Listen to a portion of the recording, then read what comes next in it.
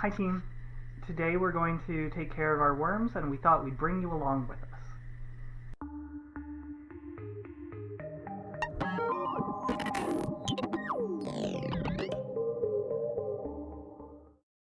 Throughout the week, we store all of our food waste that isn't onions or citrus in a container in the fridge.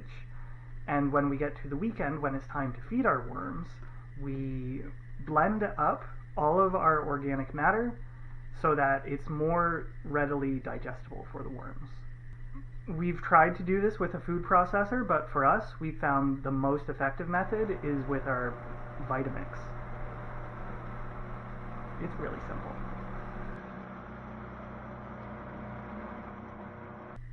We put a bedding down of normally paper materials, and we use this to help with bugs as well as to help with the odors that could come from our worms. Though in general, we found that the worm bin really doesn't smell that much day to day. We take up the paper pieces, we use cardboard, we use sheets of paper, and we even stole some egg cartons from the recycling down the road, and we tear these up into smaller bits, soak them, and then we wring them out so that they're not sopping wet, but still wet. This helps the plant matter to stay wet, which helps the worms to make their way through it, and then when we lift up the main compost bin, that's where all of the moisture goes, and we get that black gold that they say with the worm castings. When we open the worm bucket, the underside of the lid is covered with condensation, and you'll see that on the t-shirt that we've placed just below the lid. The t-shirt is there to help with odors, and also we were a little concerned that the worms might try and escape, and this is a really great way to keep them there. When we feed our worms, we like to pull the bedding aside just so that we can see how much food the worms have made it through this week, but also to make sure that the worms are doing all right. We normally dig in and we lift them up a little bit to make sure that everybody's happy. Past times when we fed our worms, we've kept the food off to one side of the bucket so that the next time we could put it on the other side of the bucket.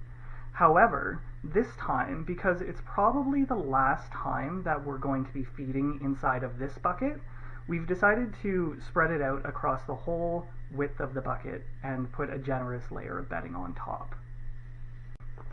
As you can see here, we ran out of bedding from our first batch, so we quickly made up a bunch more, and we really wanted to make sure that we had an adequate layer of bedding this time, because when we were digging through, we saw some bugs that we weren't expecting.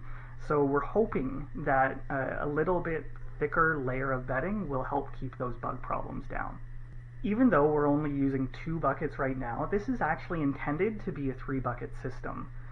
In a week or 2, we'll add a 3rd bucket on top of the bucket where all the worms are right now. In that bucket, we'll start with some more food scraps and some bedding, and we'll stop putting food in the middle bucket.